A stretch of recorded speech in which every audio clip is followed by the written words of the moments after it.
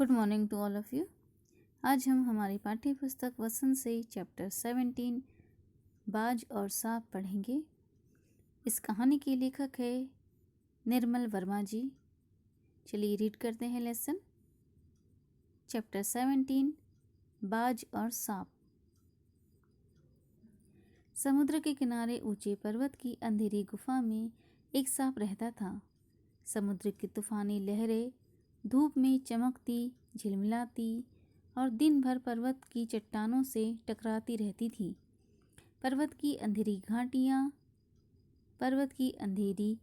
घाटियों में एक नदी भी बहती थी। अपने रास्ते पर बिखरे पत्थरों को तोड़ती, शोर मचाती हुई यह नदी बड़े जोर से समुद्र की ओर लपकती जाती थी। जिस जगह पर नदी और समुद्र का मिलाप होता था, वहाँ लहरें दूध के झाग सी सफ़ेद दिखाई देती थी। अपनी गुफा में बैठा हुआ सांप सब कुछ देखा करता।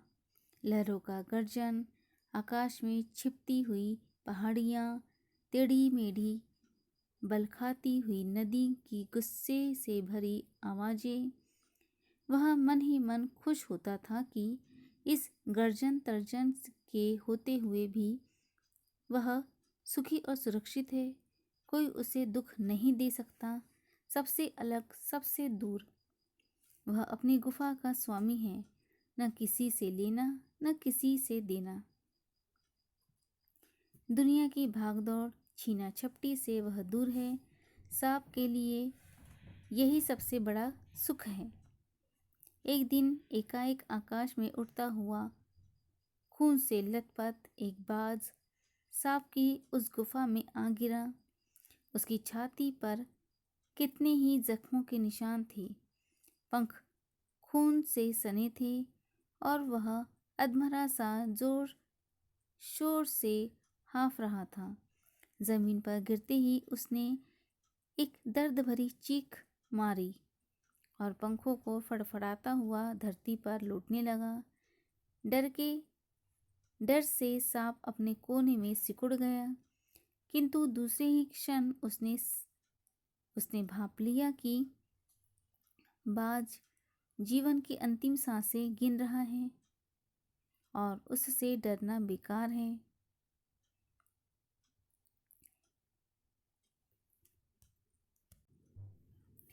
यह सोचकर उसकी हिम्मत बंधी और वह रेंगता हुआ उस घायल पक्षी के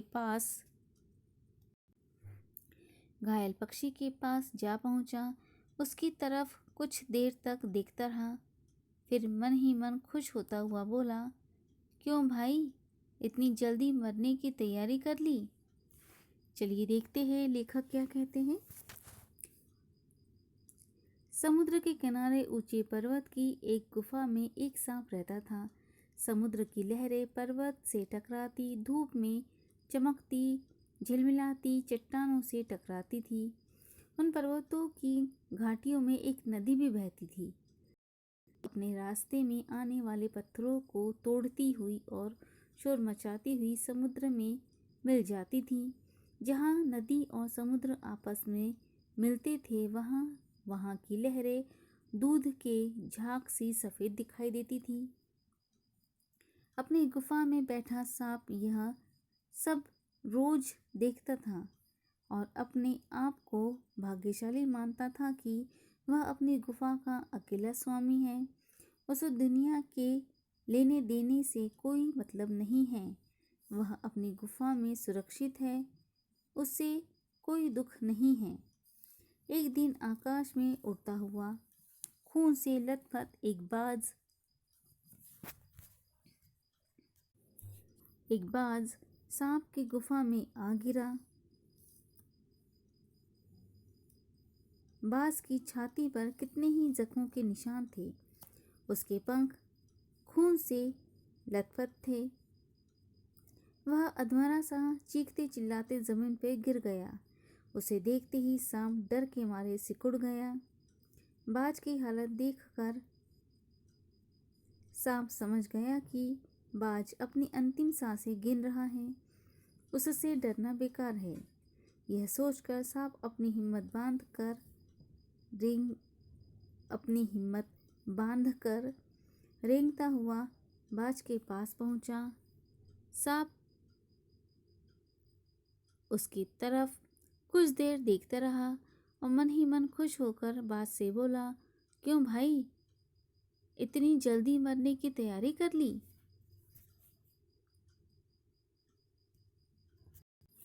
चलिए आगे रीड करते हैं लेसन। बाज ने एक लंबी आह भरी।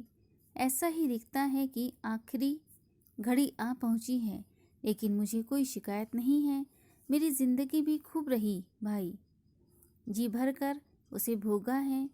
जब तक शरीर में ताकत रही, कोई सुख ऐसा नहीं बचा जिसे न भोगा हो। दूर दूर तक उड़ानें भरी है। आकाश की असीम ऊंचाइयों को अपने पंखों से ना पाया हूँ। तुम्हारा बड़ा दुर्भाग्य है कि तुम जिंदगी भर आकाश में उड़ने का आनंद कभी नहीं उठा पाओगे। सांप बोला, आकाश आकाश को लेकर क्या मैं चाटूंगा? आकाश में आखिर रखा क्या है? क्या मैं तुम्हारे आकाश में रेंग सकता हूँ? ना भाई, तुम्हारा आकाश तुम्हें ही मुबारक। मेरे लिए तो यह गुफा भली। इतनी आरामदेह और सुरक्षित जगह और कहाँ होगी? सांप मन ही मन बाज की मूर्खता पर हंस रहा था। वह सोचने लगा कि आखिर उड़ने और रेंगने के बीच कौन सा भारी अंतर है। अंत में तो सबके भाग्य में मरना ही लिखा है। शरीर मिट्टी का है, मिट्टी में ही मिल जाएगा। अचानक बाज ने अपनी झुका हुआ सिर ऊपर उठाया और उसकी दृष्टि सांप के गुफा के चारों ओर घूमने लगी। चट्टानों में पड़ी दरारों से पानी गुफा में टपक रहा था। सीलन और अंधेरे में डूबी गुफा में एक भयानक दुर्गंध फैली हुई थी, मानो कोई चीज वर्षों से पड़ी पड़ी सड़ रही हो। चलिए देखते हैं लेखक क्या कहते हैं। इस पर बाज ने लंबी सांस लेकर कहा, हाँ भाई, लगता है यह आखिरी वक्त है मेरा।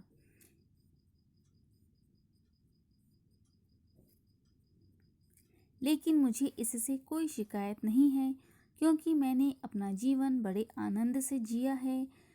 जब तक शरीर में ताकत रही, तब तक सभी सुख भोगे हैं मैंने।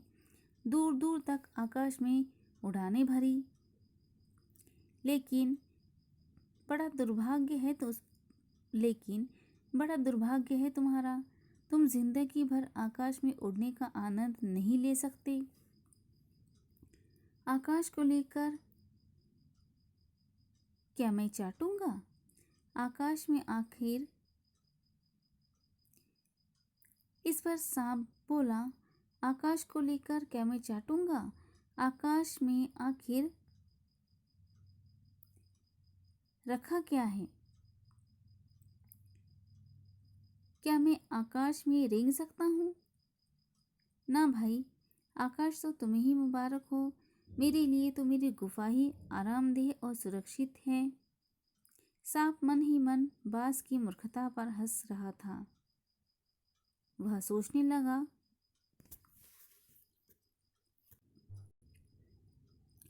सोचने लगा कि आखिर उड़ने और रेंगने के बीच कौन सा भारी अंतर है। अंत में तो सबके भाग्य में मरना ही लिखा है। शरीर मिट्टी का है, मिट्टी में ही मिल जाएगा। अचानक बाज ने अपना झुका हुआ सिर ऊपर उठाया और उसकी दृष्टि सांप की गुफा की चारों ओर घूमने लगी। चट्टानों में पड़ी दरारों से पानी गुफा में टपक रहा था। सीलन और अंधेरे में डूबी गुफा में एक भयानक दुर्गंध फैली हुई थी, मानो कोई चीज वर्षों से पड़ी पड़ी सड़ रही हो। चलिए आगे रीड करते हैं लेसन। बाज के मुंह से एक बड़ी जोर की करुण चीख फूटी। आह! आकाश में सिर्फ एक बार आकाश में उड़ पाता। बाज की ऐसी करुण चीख सुनकर सांप कुछ सिटपिटा सा गया। एक क्षण के लिए उसके मन में उस आकाश के प्रति इच्छा पैदा हो गई जिसके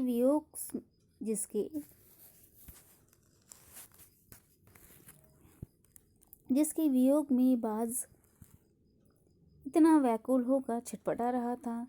उसने बाज से कहा, यदि तुम्हें स्वतंत्रता इतनी ही प्यारी है तो इस चट्टान के किनारे से ऊपर क्यों नहीं उड़ जाने की कोशिश करते। हो सकता है कि तुम्हारे पैरों में अभी इतनी ताकत बाकी हो कि तुम आकाश में उड़ सको। कोशिश करने में क्या हर्ज है। बाज में एक नई आशा जग उठी। वह दूने उत्साह से अपने घायल शरीर को घसीटता हुआ चट्टान के किनारे तक खींच लाया।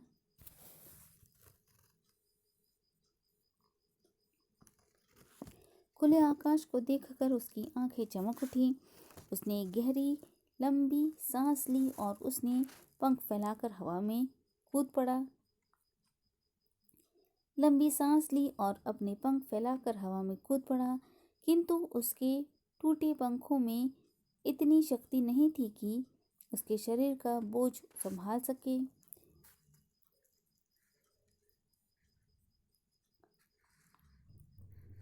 पत्थर सा उसका शरीर ढुलकता हुआ नदी में जा गिरा। एक लहर ने उठकर उसके पंखों पर जमे खून को धो दिया। उसके थके मांदे शरीर को सफेद फेन से ढक दिया। फिर अपनी गोद में समेटकर उसे अपने साथ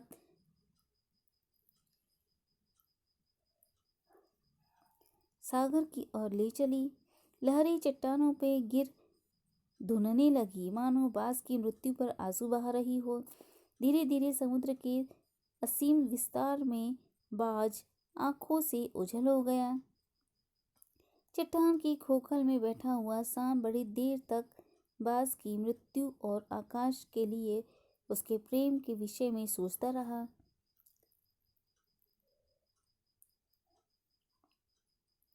आकाश की असीम शून्यता में क्या ऐसा आकर्षण छिपा है जिसके लिए बाज ने अपने प्राण गंवा दिए। वह खुद तो मर गया, लेकिन मेरे दिल का चैन अपने साथ ले गया।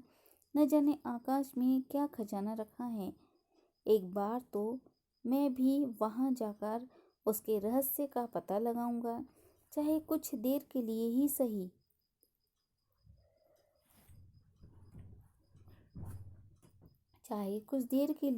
हो, कम से कम उस आकाश का स्वाद तो चख लूं। चलिए देखते हैं लेखक क्या कहते हैं। बाज के मुंह से बड़ी जोर की करुण भरी चीख फूट पड़ी। आह, काश मैं सिर्फ एक बार आकाश में उड़ पाता, ऐसा बाज ने कहा। बाज की करुण भरी चीख सुनकर सांप कुछ सहम सा गया। एक क्षण के लिए सांप को ऐसा लगा कि आकाश में ऐसा क्या है जो यह बाज इतना घायल होने पर भी उड़ना चाहता है। मैं भी उड़कर देखूं कि आकाश में ऐसा क्या है। सांप ने बाज से कहा, तुम आकाश में उड़ना ही चाहते हो तो इस चट्टान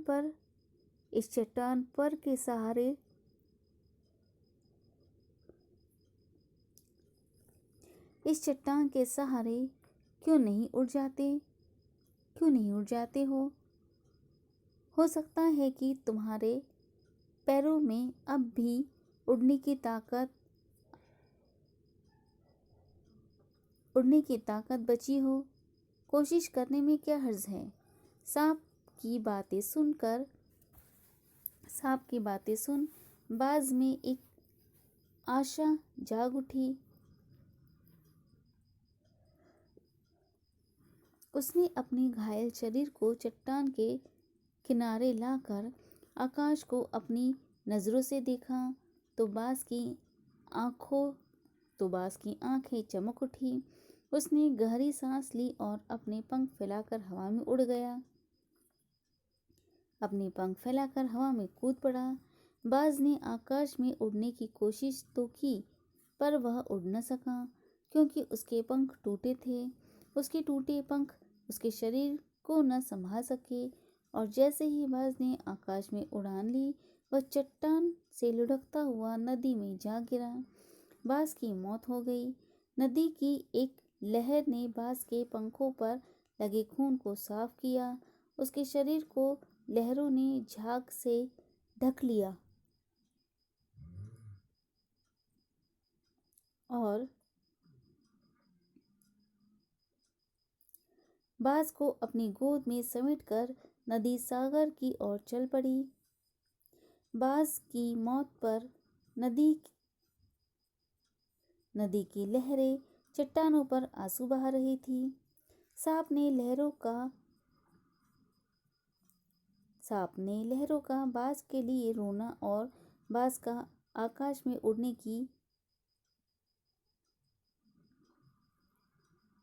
की लगन को देखकर सांप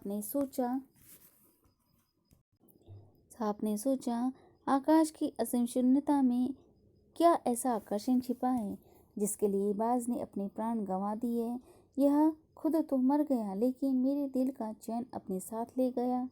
न जाने आकाश में क्या खजाना रखा है।